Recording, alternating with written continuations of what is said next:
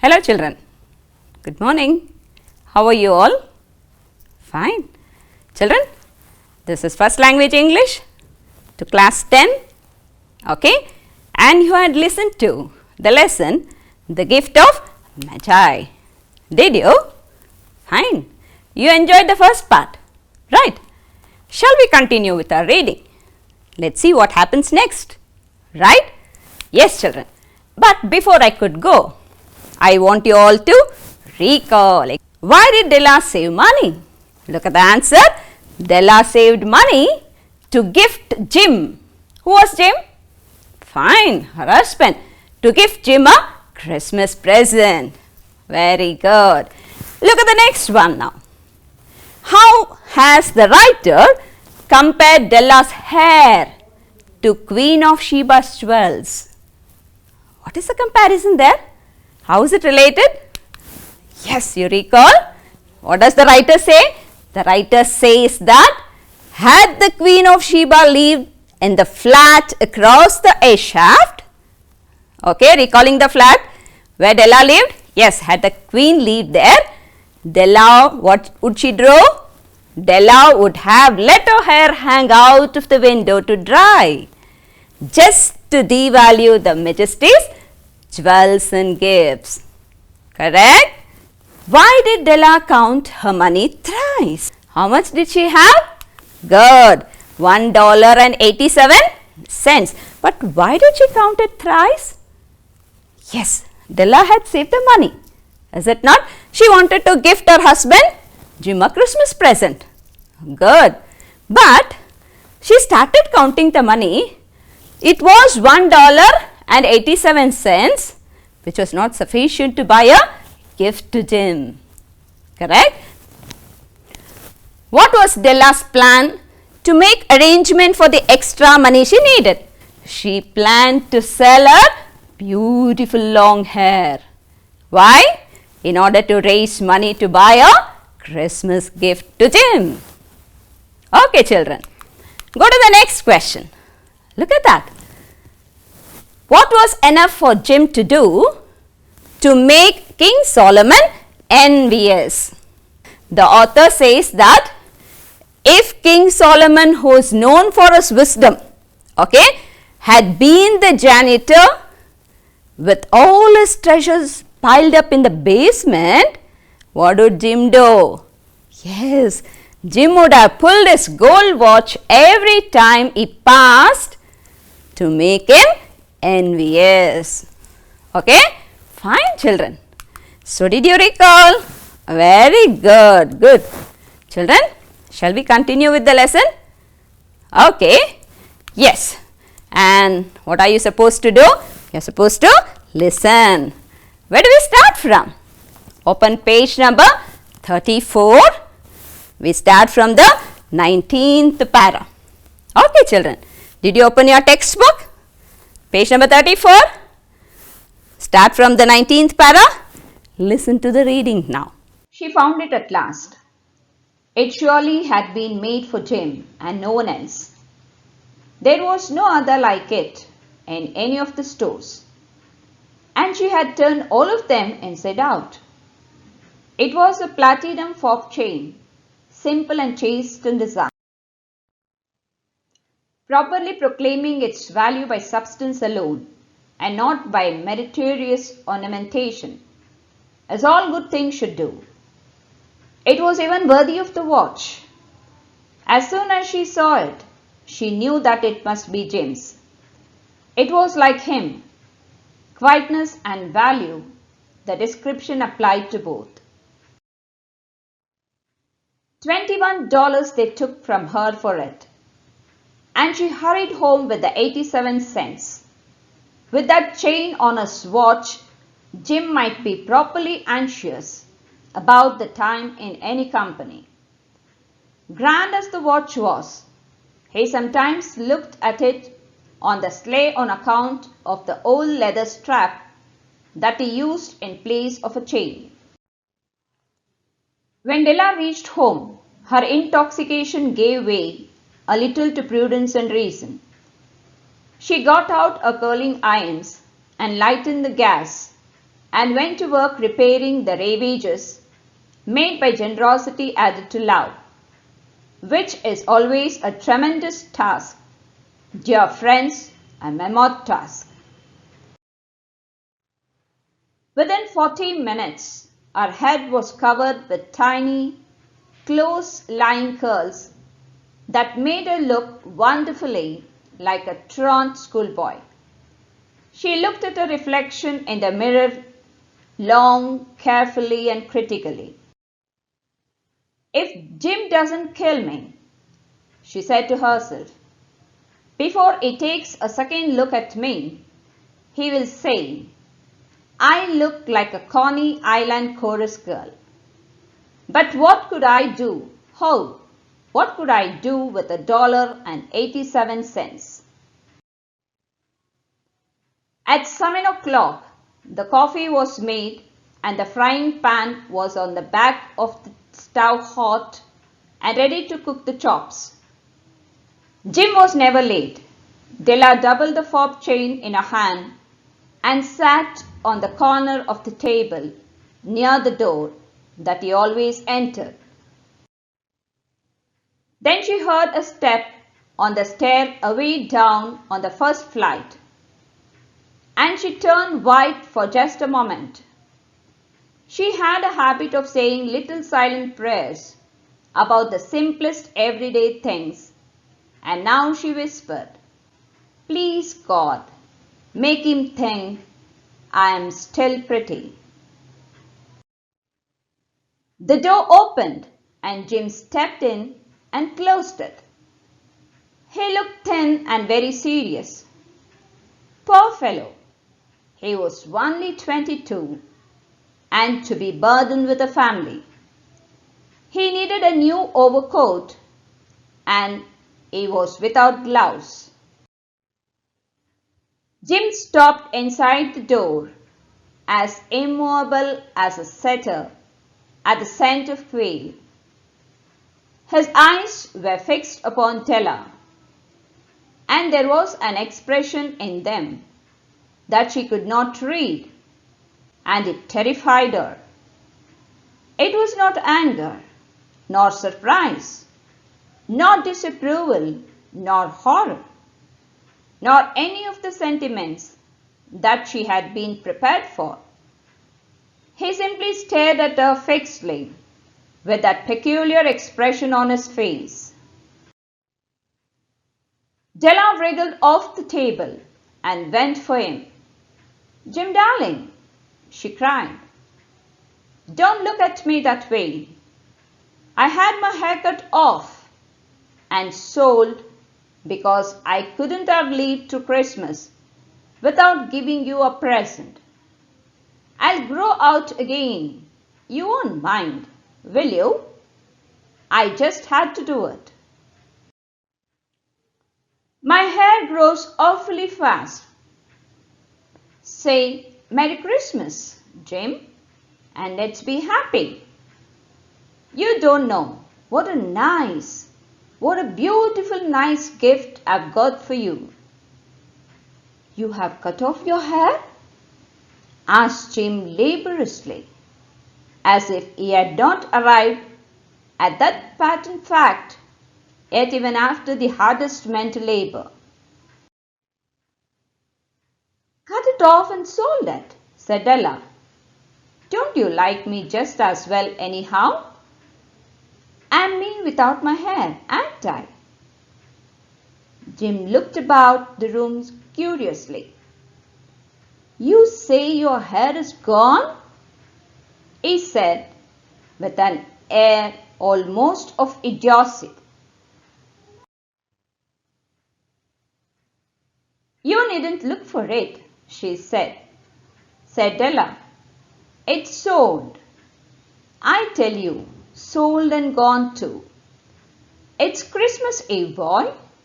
Be good to me, for it went for you. Maybe the hairs on my head were numbered. She went on with sudden, serious sweetness. But nobody could ever count my love for you. Shall I put the chops on, Jim? of his trance, Jim seemed quickly to wake. He enfolded his Della. For 10 seconds, let us regard this discreet scrutiny, some inconsequential object in the other direction. $80 a week or $1 million a year. What is the difference? A mathematician or a wit would give you the wrong answer. The Magi bought valuable gifts, but that was not among them. This dark assertion will be illuminated later on. Jim drew a package from his overcoat pocket and threw it upon the table. "Don't make any mistake, Della," he said. "About me, I don't think there's anything in the way of a haircut or a shave or a shampoo that could make me like my girl any less. But if you will unwrap that package, you may see why you had me going a while at first."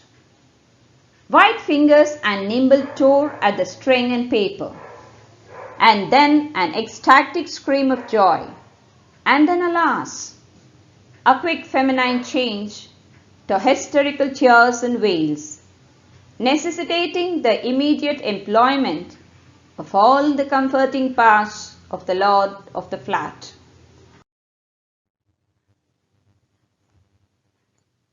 For there lay the Coombs, the set of Coombs, side and back, that Della had worshipped for long in a Broadway window.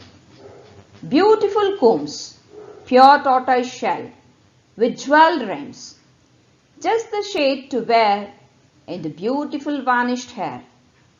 They were expensive Coombs, she knew, and her heart had simply craved and yearned over them without the least hope of possession. And now they were hers, but the tresses that should have adorned the coveted adornments were gone. But she hugged them to her bosom, and at length she was able to look up with dim eyes and a smile and say, "My hair grows so fast, Jim." And then Della leaped up like a little sighing cat and cried, "Ho, ho!" Jim had not yet seen his beautiful present. She held it out to him eagerly upon her open palm. The dull precious metal seemed to flash with the reflection of a bright and ardent spirit. "Is it a dandy, Jim? I hunted all over town to find it. You will have to look at the time 100 times a day now. Give me your watch. I want to see how it looks on it." Instead of obeying, Jim tumbled down on the couch and put his head under the back of his head and smiled. "Dad," said he, "let's put our Christmas presents away and keep them a while. They are too nice to use just at present. I sold the watch to get the money to buy your combs. And now suppose you put the tops on." The Magi, as you know, were wise men, wonderfully wise men, who brought gifts to the babe in the manger. They invented the art of giving Christmas presents. Being wise, their gifts were no doubt wise ones, possibly bearing the privilege of exchange in case of duplication. And here I have lamely related to you the uneventful chronicle of two foolish children in a flat whose most unwisely sacrificed for each other the greatest treasures of their house. But in a last word to the wives of these days, Let it be said that of all who give gifts, these two were the wisest. Of all who give and receive gifts, such as they are wisest. Everywhere they are wisest. They are the Magi. Yes, children. Did you enjoy reading? Let us learn some content words. Do we start? The first word for you, and here it is, children. Meritorious. What does that mean? Good. Shall we have a sentence for that? And here's a sentence. A wooden building painted to look like marble is meretricious. What does meretricious mean? Yes, it means it is superficially attractive, but it has no real value. Fine. Look at the picture there. That is a wooden building, and it is given a painting of marble, and the finishing is this. But still it's a wooden building. Fine. It has no value. It has no real value. It is superficially attractive. Fine. So that is what meretricious means. Fine, children. Let us go to the next word. On the slide. Fine. What does on the sly mean? I have a sentence for you. Shall we look at it? He drives his mother's car on the sly while she is at work. What does that mean? Mother is at work and this child, the son, is driving his mother's car on the sly. Means exactly, secretly, without his mother's knowledge. Fine. He drives his mother's car. Go to the next one. Ravage. What does ravage mean? Have a look here. The forest was ravaged by fire. Look at the forest. What has happened? Yes, it is ruined. It is wrecked. Fine. Ravaged means ruined. Yes, children. The next one. Mammoth.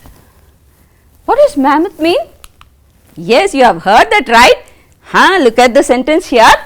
Cleaning up the city-wide mess is going to be a mammoth task. Wow, it's a great task. Okay. Mammoth also means this. Look at the picture. What is it? It's an animal. It looks like an elephant. That means mammoth.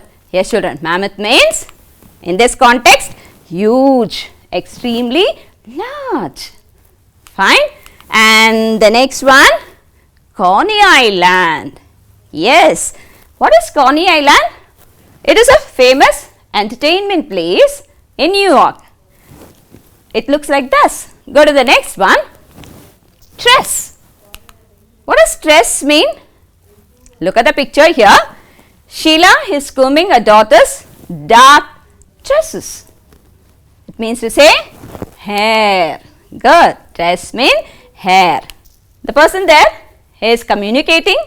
They are communicating with each other. Here you see a post box. Okay. What is this? Fine. A Gmail. Okay. It's an email. Okay. It's a email. And next one, you have a smartphone. Okay. What is this?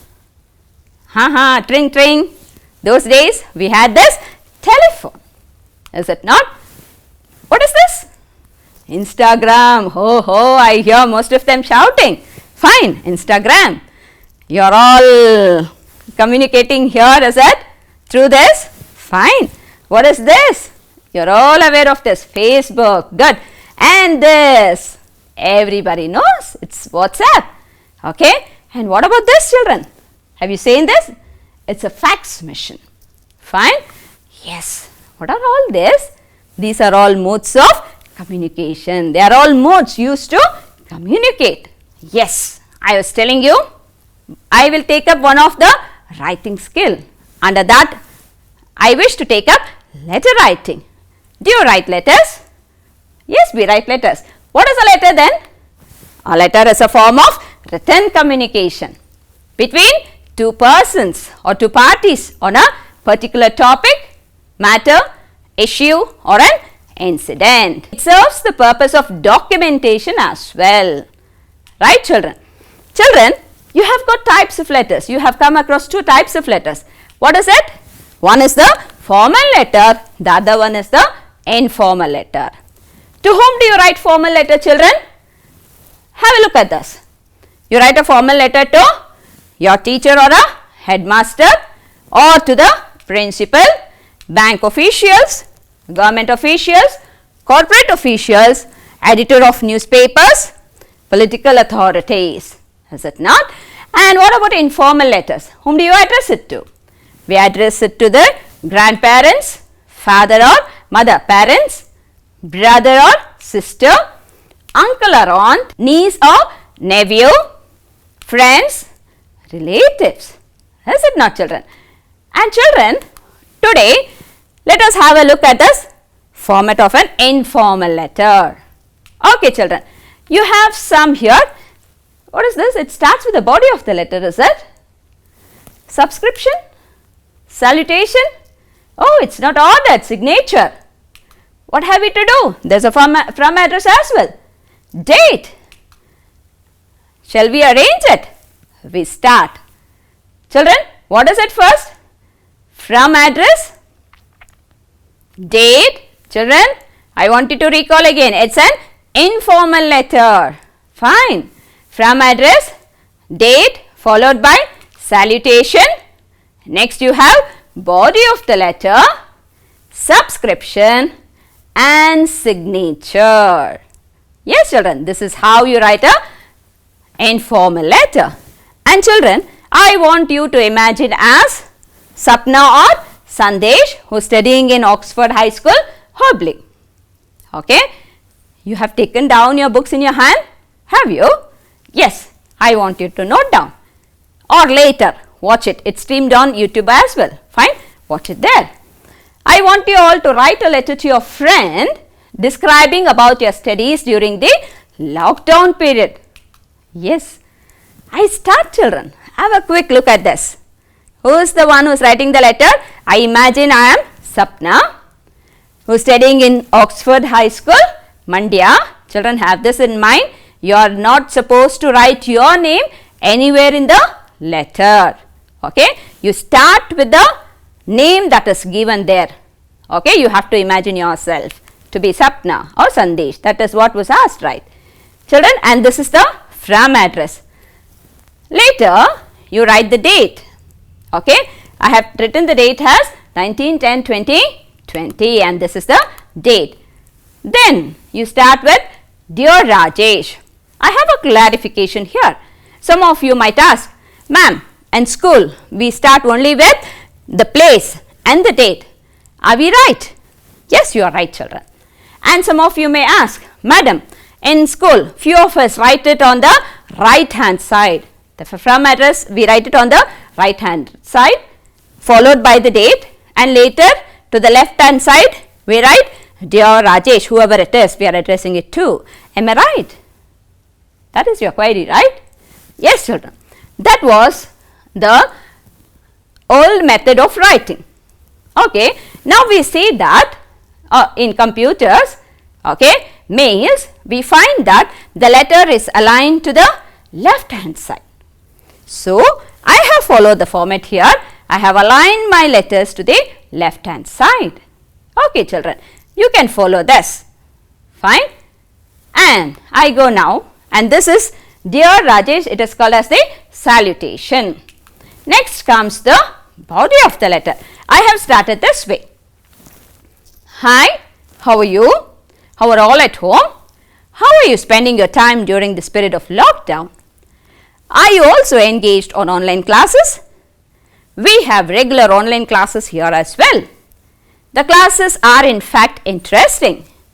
The only thing is we miss our friends and the gala time we used to have when the teacher is absent from the period. Okay, this is the body of the letter. It still continues.